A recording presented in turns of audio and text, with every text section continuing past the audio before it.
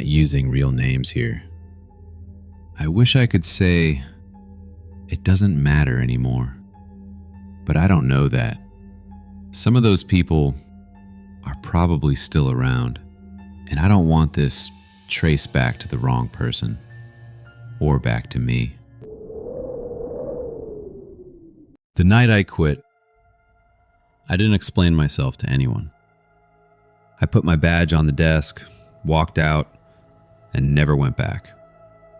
People around the district assumed burnout. A few thought I'd had some kind of breakdown. Nobody pushed too hard for answers, and I didn't offer any, because explaining what happened meant describing what I saw on Route 7. And I wasn't ready to do that in a place where half the people listening might already know. I'd been with the service about 3 years. Hendricks County, Western Appalachians. Mostly federal land, with a few private parcels folded around the edges. It was good work, honest work, or at least I thought it was. Long stretches of nothing, radio check-ins, the occasional fire citation, trespassing call. My partner was a man named Pruitt. 22 years in, knew every road, every hollow by feel. He'd mentored younger rangers before me, 2 or 3 at least, and I trusted him the way you trust somebody who's had every chance to let you down and never has. That evening, we were running late patrol on the closed section of Route 7. Road repairs, barriers up, supposed to be empty. The only reason we were even out there was because Pruitt moved our schedule earlier. One of the other teams called out sick. Supervisor asked us to cover the window. Routine adjustment, the kind that happens all the time. We came around a long curve, and Pruitt eased off the gas. I hadn't even said anything yet. There was a truck pulled onto the shoulder. Dark green Ford, no hazards, no movement. I recognized it before I even saw the plates. Long scratch on the rear panel. County conservation sticker in the back window. It was Dale Bennett's truck. If you didn't grow up around there, that name means nothing. But in Hendricks County, Bennett meant something. Old landowning family. Hunting leases all over the ridge. Close with the district director for 20 years. The kind of man who had the sheriff's personal number and actually used it. Pruitt looked at the truck and said, "That's Dale's truck. Must have pulled over." His voice sounded normal, easy, natural. And at that moment, I didn't think anything of it. Not yet. We pulled up slowly and climbed out. Bennett was standing at the back of the truck, near the open tailgate. He heard us coming, but he didn't walk over. Most people would. He stayed exactly where he was, and when I got close enough to really see him, I noticed 3 things almost immediately. He was sweating through the collar of his shirt, even though it was cold out. His hands and forearms were covered in fresh soil, and he was breathing hard, like he'd been working for a while. The woods around us were quiet. Not normal quiet, the kind of quiet that feels like it's waiting. Pruitt said his name, kept his voice easy. "Dale, everything all right out here?" Bennett turned toward us, and for just a second, something crossed his face. Not surprise, more like someone doing a fast calculation. Then it disappeared, and he said he'd just stopped to check something in the truck bed. Said everything was fine, but I wasn't really looking at him anymore. About 20 feet into the tree line, there was disturbed ground. Fresh dirt. Dark, loose. piled slightly higher than the ground around it. And the reason I noticed it was because it didn't belong there. Everything else was covered in leaves and roots, normal forest floor. This patch was bare, fresh. Pruitt shifted his flashlight toward the truck bed. Routine movement, nothing aggressive, but Bennett reacted immediately. He slammed the tailgate shut, hard. It caught, but not completely, and something blue got pinched in the gap.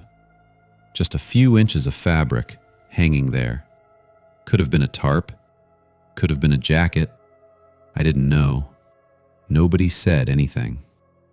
Then Pruitt adjusted his grip, and the flashlight beam swung toward the disturbed ground. And right near the edge of the mound, barely covered by dirt, was the toe of a white sneaker. Clean white, pointing straight up. The kind of shoe someone puts on every morning without thinking about it. I've replayed that image more times than I can count. Just the toe. That's all I saw. The toe of a clean white sneaker sticking out of fresh dirt. I looked back at Bennett, and whatever nervousness had been there before was gone. No more sweat. No more pretending. His face had gone completely flat, still, and he looked directly at us, without blinking. My hand went to the radio. That's just what you do. Something's wrong. You call it in. But before I could press the button, Pruitt put his hand on my arm. Not rough, not grabbing, just weight. Steady pressure. His thumb pressed against the push to talk, keeping the channel closed. And when I looked at him, he shook his head once. Small. Hold on. That's all he said. I still don't know how to fully explain that moment. 22 years on the job. The man who trained me. The man who taught me how this work actually functioned. How to read people. How to survive out there. And now, he was standing beside me, in the dark, holding my radio shut, while a man with dirt on his hands reached for his phone. Bennett made one call, and when someone answered, he didn't even speak. He just held the phone out, slightly between us. I recognized the voice immediately.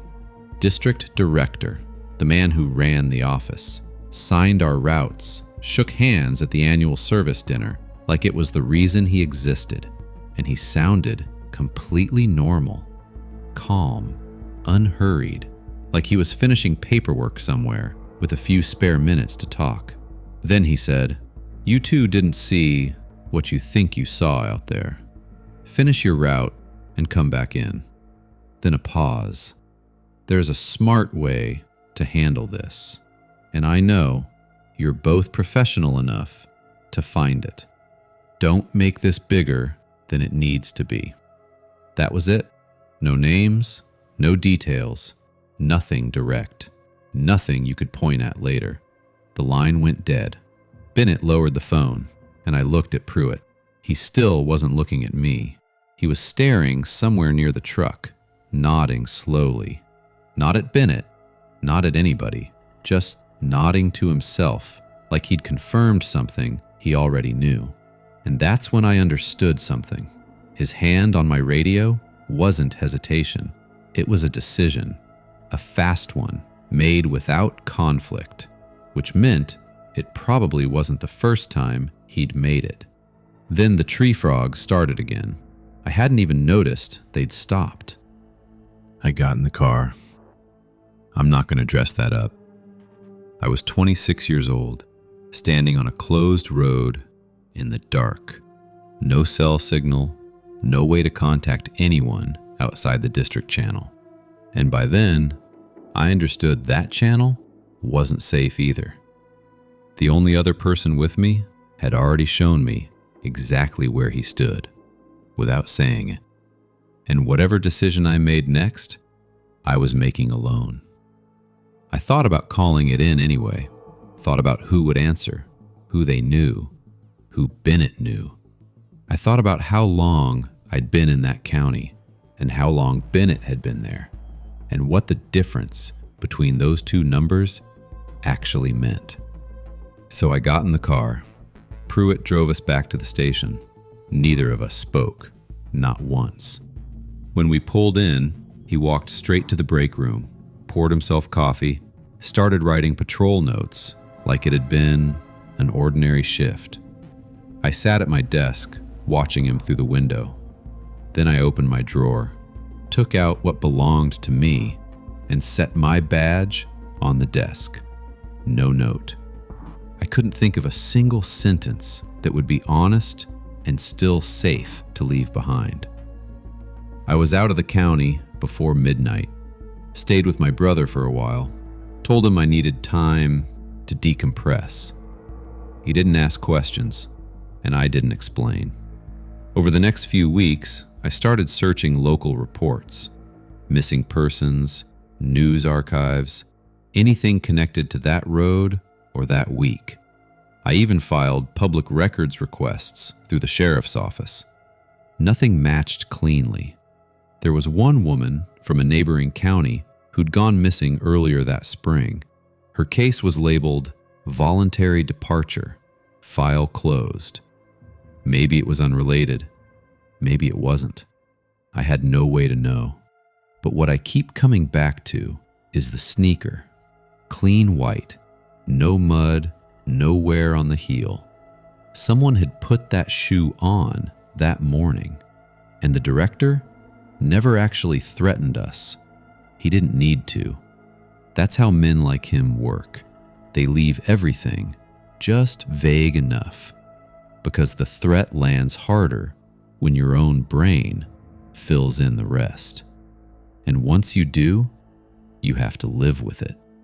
As far as I know, Pruitt's still out there. Same district, same roads. I think about that too. The forest is big out there. I knew that before, but after that night, I believed it differently.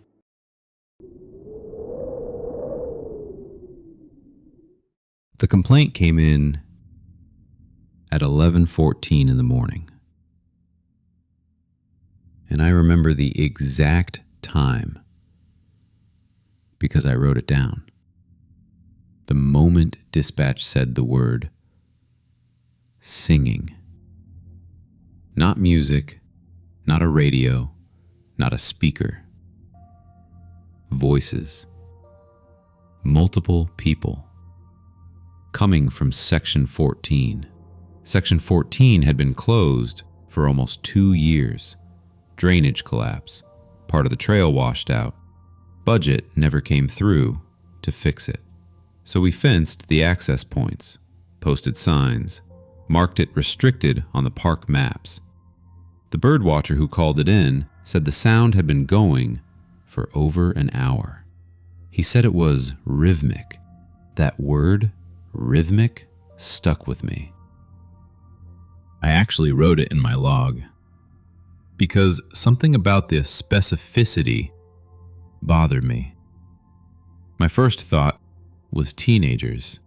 Kids sneak past the fencing a few times every season, usually at night, usually for reasons that aren't hard to guess. Daytime was less common, but not impossible. Second thought was maybe a hiking group, people who ignored the signs or never checked the map. I wasn't worried, just curious, slightly annoyed. Honestly, that's the default mood for calls like this. The drive out there takes about 12 minutes. I parked at the boundary, stepped out of the truck, wind moving through the canopy. Crows somewhere east. Normal sounds. I stood beside the truck for maybe a full minute before I heard it. Voices. Low. Collective. Coming from inside the tree line. Far enough away that I couldn't make out words. Not a song I recognized. Not conversation either. Just sound. Moving together. in a way that felt deliberate. And I told myself it was probably nothing. I've worked these woods for 11 years, and most of the time, probably nothing turns out to be exactly right. So I grabbed my radio and went in. The overgrown trail opened into a clearing. About 10 minutes in, natural bowl in the terrain, maybe 40 feet across. Enough light coming through the trees to see clearly. That's where they were. I stopped at the tree line, didn't step out yet, just stood there, trying to take stock, count people, read behavior, figure out what I was looking at before I made myself known. There were a lot of them, somewhere between 25 and 40 people, spread across the clearing in this loose arrangement. Not a circle, not organized, more like people who had slowly positioned themselves without needing instructions. Some stood close together, others farther apart. The whole thing felt organic, like it had formed naturally over time. And the clothing, that's what kept catching my attention. Nothing matched exactly. No uniforms, no symbols, just muted colors. Brown, gray, dull green, practical-looking clothes. Not fashionable, not modern exactly. Some people wore heavy linen, canvas layers. A few had coats on, even though it wasn't cold enough for them. One older man near the back was wearing a work coat that looked decades old, corduroy collar, and none of it felt theatrical. That's important. It didn't feel like costumes. It felt like people who had dressed that way for a very long time. In the center of the clearing, there was a deer, a doe, lying on a low wooden table, already dead. A few people stood close around it, doing something. I couldn't fully see from where I was, but they moved slowly, carefully, nothing frantic, nothing chaotic. And all around them, the rest of the group kept making that sound. Low, collective, rhythmic. Most of their eyes were closed or pointed toward the ground. At that point, I was already building the report in my head. Unauthorized gathering, possible poaching violation, need identification, need documentation on the animal. Then I noticed someone near the edge of the clearing had turned toward me, just standing there, looking directly at me. Not startled, not defensive, just watching, still making the sound with everyone else. I stepped back into the trees. Not running. I want to be clear about that, because for some reason, that detail still matters to me. I was moving carefully, deliberately, back the way I came. I keyed the radio, gave dispatch a calm summary. Large unauthorized group, possible wildlife violation, grid coordinates, requesting backup. Dispatch said ETA, 22 minutes. I said copy, kept moving. And procedure in a situation like that is simple. You establish distance. You wait for backup. You do not engage a large unknown group by yourself. That's not fear. That's just common sense. So technically, I was doing everything right. I was fine. About 4 minutes down the trail, I heard movement to my left. Not close, maybe 30 or 40 feet into the trees. A branch settling, or something stepping carefully. I slowed down without fully stopping. Listened. Nothing. 10 seconds maybe. Then another sound, this time ahead of me, off to the right. Not synchronized, not coordinated, just present. And after 11 years in these woods, I know the difference between animals and people. Animals move in bursts, then pause, then move again. People trying to stay quiet move differently. More careful. More consistent. And eventually, you stop hearing the movement itself and start hearing the silence it leaves behind. That's what I was hearing. Not footsteps, the shape of footsteps. I kept walking, didn't speed up, didn't stop. I radioed dispatch again, told them I might have individuals moving parallel to me in the tree cover, asked them to note it. Dispatch asked if I felt threatened, and I said no, which was honest. I didn't feel threatened. I felt something harder to explain, like I was being managed, like the situation already had rules I hadn't been told yet. When I finally reached the service road, I turned around. And there were people standing there. 5, maybe 6, spread along the edge of the trees, not grouped together, just spaced apart, in the shadows. Watching me. Nobody spoke, nobody moved. They just stood there, looking in my direction. And they were still standing there, as far as I could tell, when backup finally arrived. 7 minutes later. We went back in, as a group. 2 other rangers, 1 county deputy. The clearing was empty. The table was gone. The deer was gone.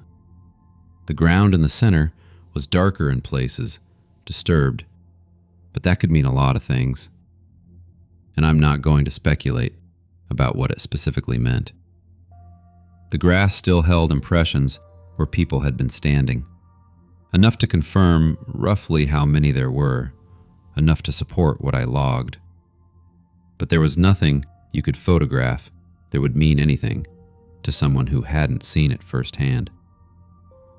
We swept the section, found nobody.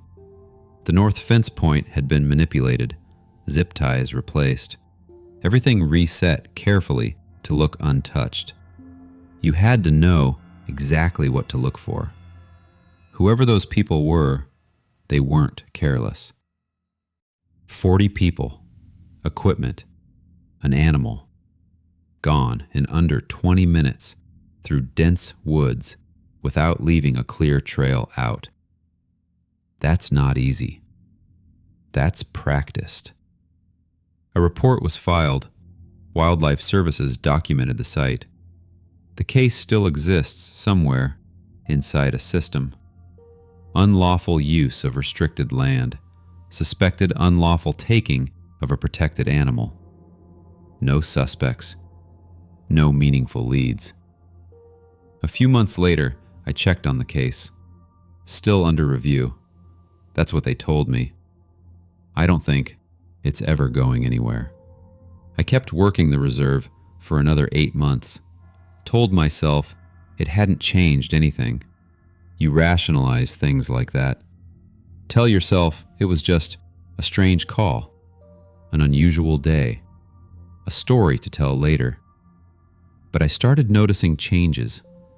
I logged my position more often, stopped going off trail alone in the back sections, and I started paying attention to the quality of the quiet, not just hearing silence, listening for what sat behind it. That's the part I could never explain properly. Not the people, not the deer, not the sound they were making. Just this. I spent 11 years comfortable in those woods, and after one afternoon, I wasn't anymore. The forest stayed the same. I was the thing that changed. About 6 weeks later, I was checking the Section 4 trailhead, completely different side of the reserve, opposite end. And just inside the tree line, off the main path, I found a small wooden table, maybe knee-high, clean, nothing on it, nothing around it. Could have belonged to anybody. People abandon strange things in parks all the time.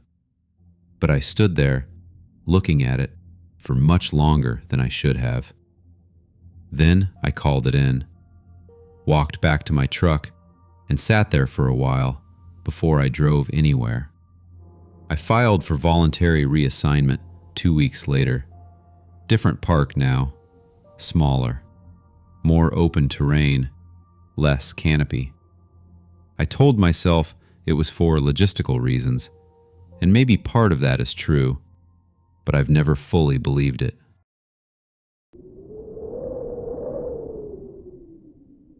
The smoke wasn't supposed to be there. I've patrolled that sector for 6 years. I know every trail, every clearing, every place someone might try to camp illegally. In that corner of the forest, the old Hessler mine area, nobody goes there. The access road washed out back in 2017. Never got repaired. No reason to. The mine's been sealed since the 80s. Ground around it's unstable, and the trees grow so thick there, the canopy blocks most of the light, even at midday. It's the kind of place that feels wrong without any obvious reason. But there was smoke, thin, gray smoke, rising above the trees, barely visible. I almost missed it. I radioed dispatch. They said it was probably a drifter, told me to check it out, move him along. Standard call, nothing unusual. I wasn't worried. Grabbed my pack, marked my GPS position, started heading off trail toward the mine. Took me maybe 40 minutes to reach the area. No path, just forcing my way through thick undergrowth. And the whole walk, I kept noticing how quiet it was. Not peaceful quiet, empty quiet. No birds, no wind in the leaves. Nothing, just my footsteps and my breathing. Then I caught the smell, not the smoke. Something underneath it. Animal. Almost. Like wet fur. Old mud. And something else I couldn't identify. Then I stepped into the clearing in front of the mine entrance and stopped. There was a camp there, but not the kind I expected.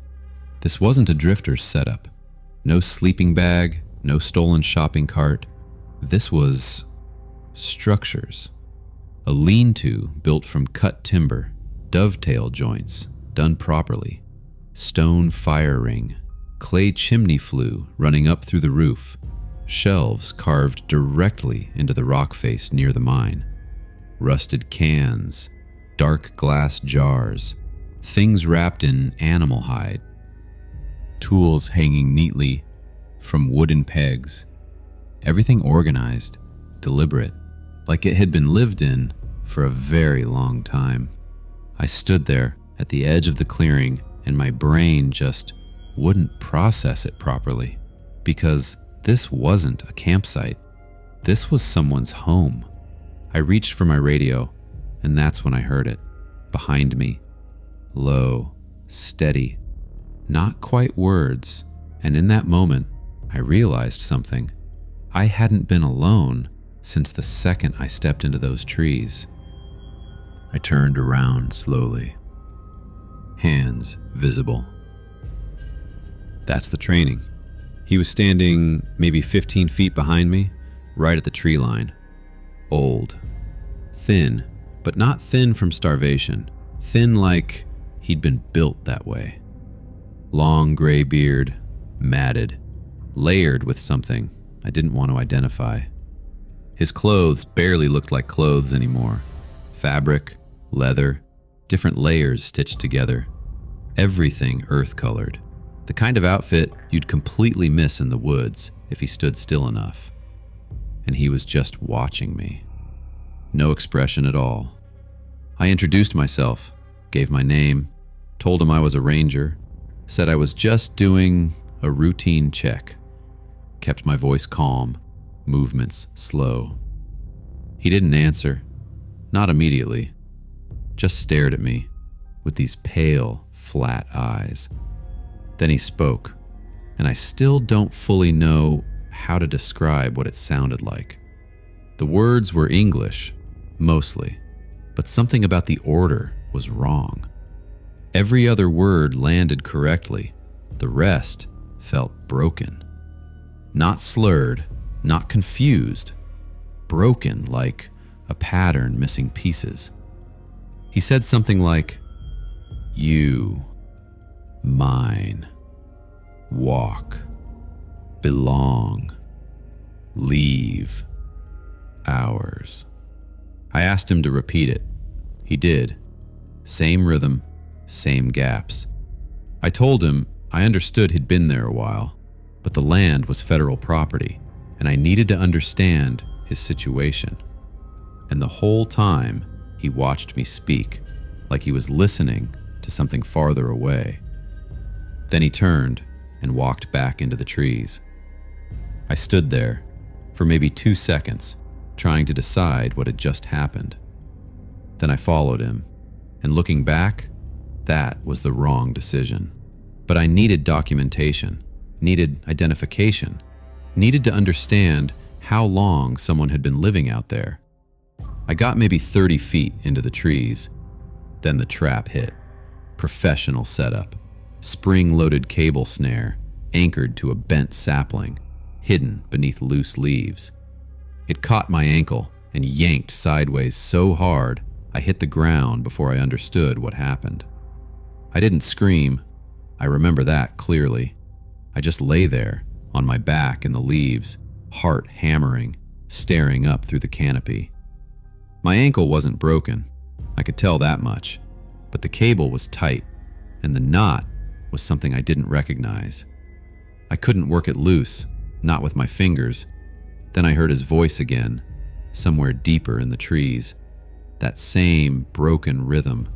Not angry, not excited, calm, almost repetitive, like he was reciting something he'd said many times before. And that's when I realized something. He hadn't stepped around that trap by accident. He knew exactly where it was. I had a multi-tool in my pack. It took me maybe 8 minutes to cut myself free. The whole time, I kept looking around, listening for movement. I heard nothing, and honestly, that felt worse. Eventually, the cable loosened enough for me to pull my ankle free. I got to my feet, and my first instinct was simple. Get back to the clearing, call for backup, do everything properly. So I started moving, but the adrenaline had completely wrecked my sense of direction. I took the wrong angle through the trees, and instead of reaching the clearing edge, I circled back near the mine entrance. That's when I saw them. Along the rock wall, beside the entrance, on the lowest shelf, the one I'd barely noticed before, there were personal items. A woman's hiking boot, left foot only, expensive brand. A red collapsible water bottle, folded flat. A phone inside a cracked case. Dead screen. Spiderweb fracture across the glass. A wallet, open. Driver's license still inside. I could see it was a man's face. I didn't let myself read the name. There were other things too. Fabric, a watch, a carabiner clipped to something. I deliberately avoided looking at directly. And the worst part was, none of it looked displayed. Not trophies, not arranged for effect. Just placed there. Matter of fact, the way someone leaves keys beside a doorway. I took a photo. My hands were steady because I forced them to be. Then I backed away, slowly, like moving away from an animal you don't want to startle. I pulled out my radio, kept my voice flat, professional, and I told dispatch what I was seeing. They patched me through to the county sheriff immediately, which meant They understood the situation before I even finished speaking. They told me to stay on location. I said I would. I found a spot with my back against a rock wall, clear sight lines in 3 directions, and I waited. The light was changing by then, late afternoon, that heavy gold light coming through the trees. Then suddenly, he was there, at the far edge of the clearing. No warning, no sound, just standing there where there had been nothing a second earlier, looking at me, same flat expression. Then he raised one hand, pointed at the ground between us, then pointed at me, then at the ground again. I still don't know what he meant by that, but I felt it anyway. Cold, heavy, like something settling into my chest, and I didn't move, didn't break eye contact. I just sat there watching him while the light kept fading. The sheriff's deputies arrived about 40 minutes later. 4 deputies and a search and rescue coordinator I'd worked with before. They came in from the north, following my GPS pin. He was gone by then. Just gone. But the camp was exactly the same. Every jar, every tool, every wooden peg, the shelves, the personal items, everything still there. They cataloged all of it. I mostly stood back and watched. At one point, someone handed me coffee from a thermos. I drank it without tasting it. They found 9 more traps within about half a mile of the site. 2 of them were directly on marked trails, not hidden deep off trail, not buried in the backcountry. Actual hiking trails, trails people used. One deputy examined the cable construction and said it matched a style he'd only seen once before, something from a military snare course 20 years earlier. Then he stopped talking. The driver's license in the wallet belonged to a missing hiker, solo trip, reported missing 18 months earlier. Last cell signal had pinged less than 2 miles from the Hessler mine area. Case still open. I gave my statement. Took hours. Over the next few days, they brought in more teams, tracking dogs, forensics, additional search crews. I wasn't part of it. Mandatory leave. And honestly, I didn't argue. What I know comes mostly from the official report. They found evidence of long-term habitation, estimated 30, maybe 40 years. Old trap systems, some so decayed they were half rotted into the ground. And they found other things too, things I'm not going to describe. Mostly because I only heard them secondhand, and I don't want to repeat details I can't fully verify. But the one thing they never found was him. That forest covers roughly 80,000 acres. Old mine shafts, collapsed tunnels, sections that haven't been properly mapped in decades. And a person who'd been moving through those woods for 40 years would understand them better than any search team ever could. Maybe better than anyone alive. I went back to work after 3 weeks. Different sector. I'd already filed for the transfer before leaving the scene that day. So I guess some part of me already knew I wasn't going back there. My ankle healed fine, but I still think about what he said.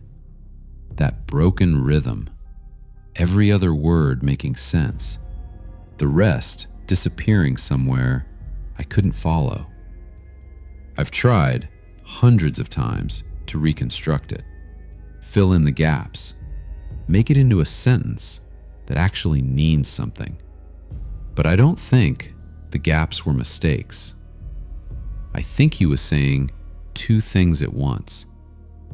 One thing for me to hear, and another thing that wasn't meant for me at all. I don't know what the second thing was. And honestly, I don't think I want to know.